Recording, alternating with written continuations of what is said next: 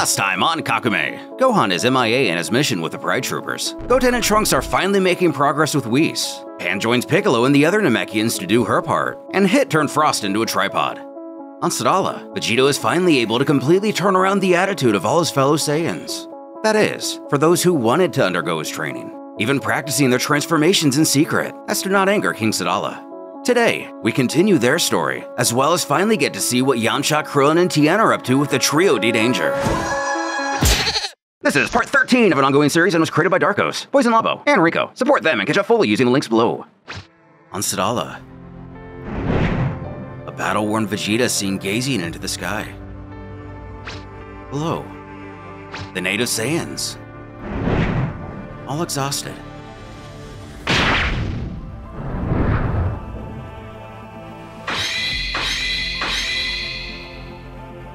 Caulifla compliments that there's no doubt about it. Broly's potential is really the same as Kale's. Something the prince agrees with. He's reached a level that he never dreamed of. His strength couldn't be more distinguished from what he showcased during their fight on Earth. He tells Kale that she really impressed him last night. She will definitely be a great teacher for Broly. As for Caulifla, she'll need to make use of this new stage she herself has reached as well. She must train herself to maintain this form and reach it with more and more ease. However, since this isn't blatant praise, she scoffs if it would rip his tongue out to show a little pride in her. But she shouldn't think he doesn't. On the inside, she knows this. But it's time to get back. It's pretty much daytime now. Later, the gang approaches a group of Saiyans who are training with the Admirals. As one of them powers up, Kappa asks what's going on. Did they decide to get started early today or something? When in fact, nobody wanted to go home last night, so they've been here since yesterday. With a hand on his hip, Vegeta comments that he's glad to see that they're all beginning to understand. As the Saiyan he sparred with the other day thanks him yet again. Because of him, he feels he can now fully exploit his potential, and he's not the only one. As a variety of other warriors stand in attention, giving respect to the one who's going to make them so much more powerful. Even a kiddo resembling a hero from another story. The Saiyan explains that all of these guys are friends and friends of friends. When he told them about his training, they got a taste for combat. When a man resembling a lesser mustached Paragus smiles to Vegeta that it's nice to meet him. He's the dean in a region about 2,000 kilometers from here. He was intrigued by the story of a man who said he would train the Saiyans like the good old days. Another, a former soldier, heard the same thing and figured it was time for himself to get back to work.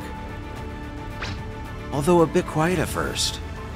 Vegeta explains to the gang that they must be aware of the ultimate end that awaits them all, referring to their participation in the war.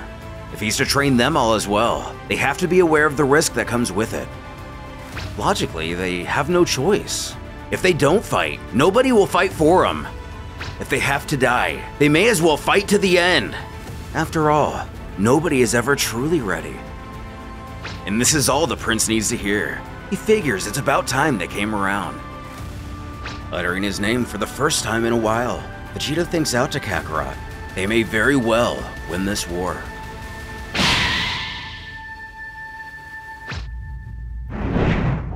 Away.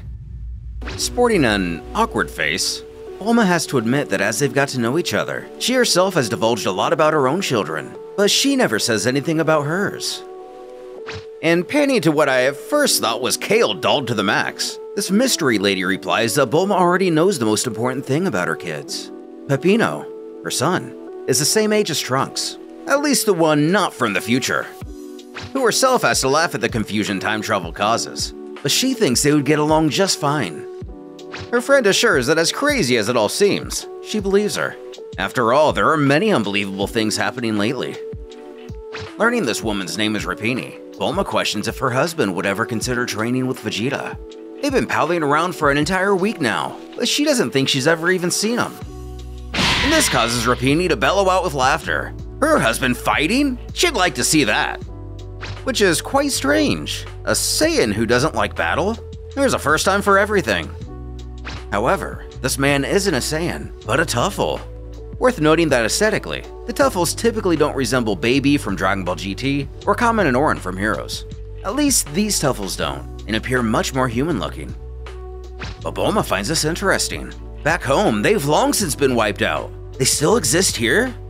Of course they do. They've been living with the Saiyans on Sadala for more than 200 years, and it's thanks to them that the king has such efficient guards, which now makes sense why they're robots. Tuffles typically spend most of their time in their laboratories north of the capital. They work day by day to protect each family more efficiently. Our own scientist has to point out this is yet another thing their sons have in common. Each of them is only 50% Saiyan.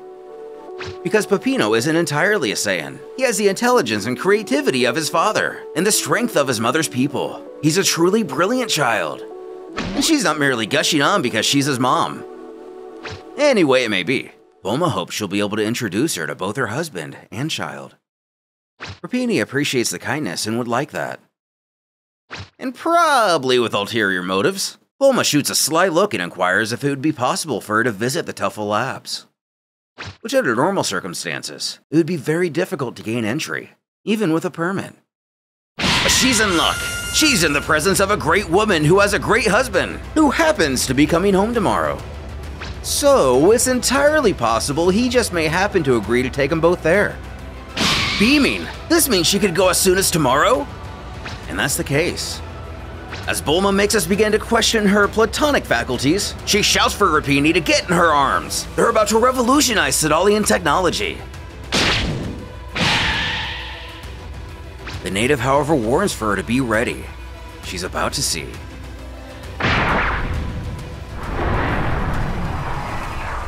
the highest level of technology in Universe 6. We jump back a month to when Krillin and the others first made contact with the Trio de Danger. Basil wants to clear everything up now that they're away from the noise of the market. He wants to know what they're doing in this godforsaken hole of the universe. Krillin explains how Gohan said it would be rewarding to train with the three of them to prepare for the upcoming war. This causes the wolves to belly laugh at the idea. A war? What's all this about a war now?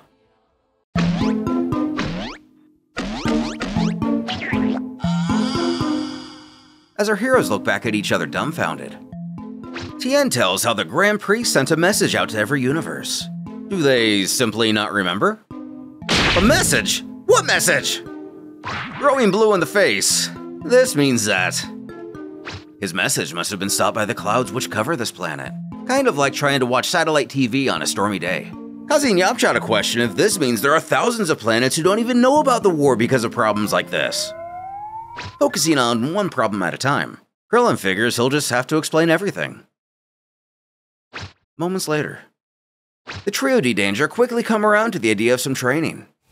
Bergamo doesn't want to waste any more time in getting to it. He wants to see what these guys are worth.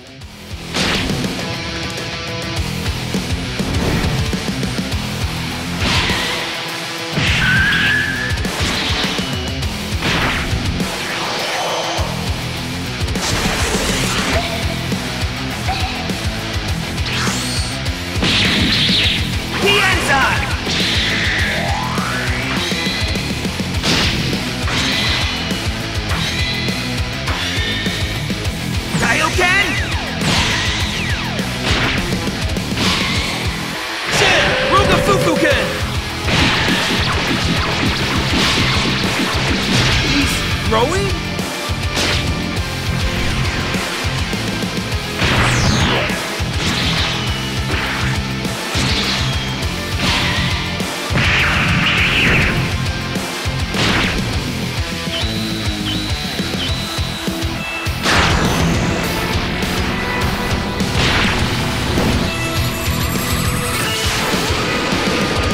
Yamcha! Tien!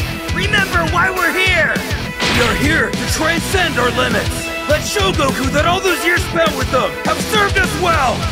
Let's go!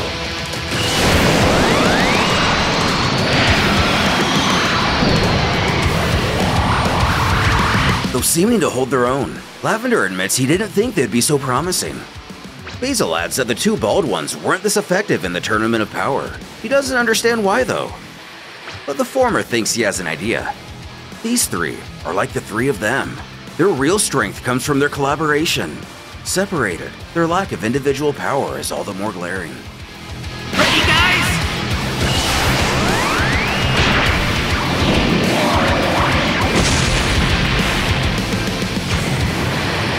giving it their all. It wasn't even enough to really put a damper on Bergamo's day. He does compliment them regardless of the outcome. He turns to Basil to request him to find this group a place to rest. Meanwhile, on Sidra's planet in Universe 9, the Destroyer himself talks to the sinister Kaioshinro about how they have 2 years to finalize their little scheme. They need to get ahead of them and strike first before they're able to react. This conversation gets the attention of Mojito, the angel. He questions the pair on what they're discussing. Ro assures it's nothing at all, nothing important at least. But given the situation that every being now finds himself in, the angel gets a little more serious. He tells them he asked a question, and he would like an answer. Again, Sidra informs that they're not talking about anything, and he shouldn't worry, as this is a less than satisfactory answer. He informs the duo that he will be watching them all the more closely from now on. Ro assures him it's anything but what he must be thinking. He can promise him that they will never, ever allow each other to act recklessly, without consulting each other in the face of such divine conflict. With nothing further to add, the angel simply tells him, good. Waking up wrapped in bandages, Yamcha jostles that he told him he'd be able to wake up without a senzu bean. He's a big boy. But Tien doesn't really want to hear this cockiness right now. He tells him to thank their host for being so kind. Krillin chuckles looking at himself. All these wounds just from a little spar. What'll happen when they're faced with more numerous and bloodthirsty enemies? Optimistic, Yamcha reminds that they have a little less than 2 whole years. They'll simply learn. However, given the overcast situation here, how will they even know when the war starts? Luckily, Lord Sidra and Lord Ro will alert everyone. They can trust them. Lavender has to chuckle and ask if the tall bald guy can just see through the clouds with that third eye of his, which everyone minus Tien gets a kick out of. Though in all seriousness, Basil wants to know what's up with that thing anyway. Tien explains that he's a descendant of the Three-Eyed clan. As the name so cryptically suggests, they all typically have this distinguishing feature. Unfortunately, in large, they no longer exist anymore. During his childhood, the wise men of his clan liked to tell legends about the presence of this third eye. Some spoke of a divine presence, others a prophetic sign, and people outside the clan saw them as demons. His elders had always taught him to use his difference to add to his strength and identity. He then joined the Crane School and met Chaozu, his best friend. But one day, while returning to the village, his family had vanished into thin air. He spent so many years looking for him, but trailing off at the thought, Tien decides to skip a few memories and jump to the ones we know. He tells how he made the decision to make the Crane School his second family. Afterwards, he met Yamcha, Krillin, and Son Goku while they were studying in a rival school. But returning to the topic of his third eye, it's nothing more than a physical characteristic. Nothing to do with the ancient prophecies or anything like that. Trying to hold in his laughter, Yamcha snorts that they really do have everything back on Earth, so it's no wonder they never found Tien strange. Or for that matter, he's never thought much of Krillin not having a nose either. For the love of God, the king of the planet is a talking dog! Which is especially ironic to bring up given the present company, as Krillin grumbles for him to stop staring. Yamcha reveals that the three of them are great as a team, but it might not really ever be the same again if he's being honest. Bergamo fiercely implores he elaborate what he means. Wearing his emotions on his sleeve, Krillin explains that Goku was in Universe 19 when it was sealed. They don't know if he's alive or dead. Even if he is alive, there's no telling what condition he'll be when that universe is set back to normal. He's their biggest piece, and they're probably gonna have to do this without him. Again with his optimism, Yamcha states Goku is still with them. He's in their hearts. He taught them all a lot of things, and he always proved to them that it's never too late. They'll win this war, and he'll retrieve Goku himself from the hands of their enemies. Now that we've finally gotten to see what the entire gang has been up to this month, we're still left wondering about not only the fate of Goku, but Frost since his duel with Hit, and Gohan for that matter. Also, how will Bulma improve the Sadalian technology for the war? We have this and many more questions to be answered on the next Kakumei.